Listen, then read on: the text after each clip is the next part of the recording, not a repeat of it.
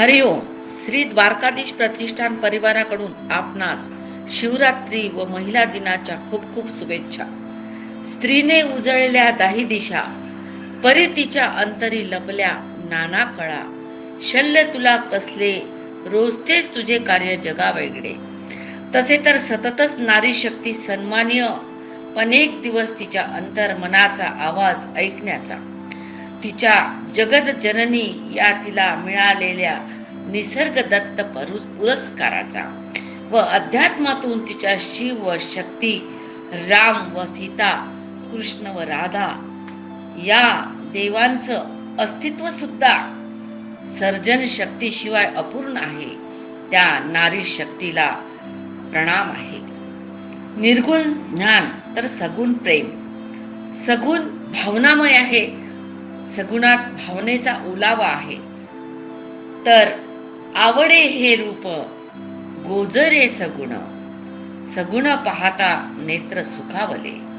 सूर्याला सुद्धा सवितेकडून शक्ती मिळते, तेव्हाच तो तेजोमय होऊन उगवतो.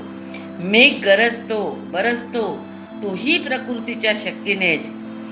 सरस्वती, लक्ष्मी, महाकाली याही तीन शक्ती पंचभूतांना सुद्धा प्रकट होण्याचा प्रकृतीच्या या राजस तामस सात्विक शक्ती.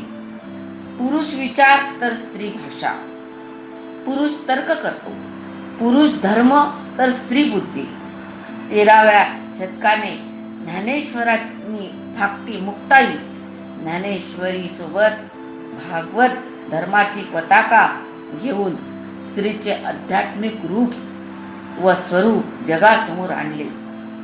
अनेक स्त्रिया झाल्या गार्गीने जनक राजाला शास्त्रार्थ विचारला. मदालसाने पाण्यामध्येच संस्कार केले आपल्या लेकरावर. अनेक रूपे आहेत या स्त्रीचे. खरं तर भारतीय संस्कृती ही त्यागावर आधारित, त्यामध्ये शील, सदाचार, चारित्र्य, प्रेम व वात्सल्य हा तिचा मूळ स्वभाव आहे. पण आज ती तिच्या स्वभावात नसल्यामुळे अनेक प्रसंगाला तिला तोंड द्यावे लागते. खरं तर प्रत्येक घरात अष्टभुजेच्या त्या दैवी शक्तीचा वास आहे. त्या भूमीला जी जेवण करते, स्वतः बनवते, सर्वांना वाढते ती अन्नपूर्णा. स्वच्छता करते, घर नीटनेटकं ठेवते, अतिथीचा पाहुणचार करते, कुणाही दुखलं खुपलं तर त्याला प्रथम उपचार देते. ही स्त्री किती महान आहे. समुद्रामध्ये जी सात्विक शक्ती, ती समुद्राला मर्यादेचं उल्लंघन करू देत नाही. समुद्राने मर्यादा जर ओलांडल्या आपल्या आणि त्या मर्यादा जर पाळल्या नाही तर सुनामी येत असते. तसेच घरातील प्रत्येक स्त्रीने खूप शिकावे, गगनभरारी घ्यावी, पण आपल्या स्त्रीसुलभ मर्यादा व भारतीय संस्कृतीचा कधीही उल्लंघन करू नये. आज इतकेच. जय नरहरी, जय द्वारकाधीश. अंजलीताई.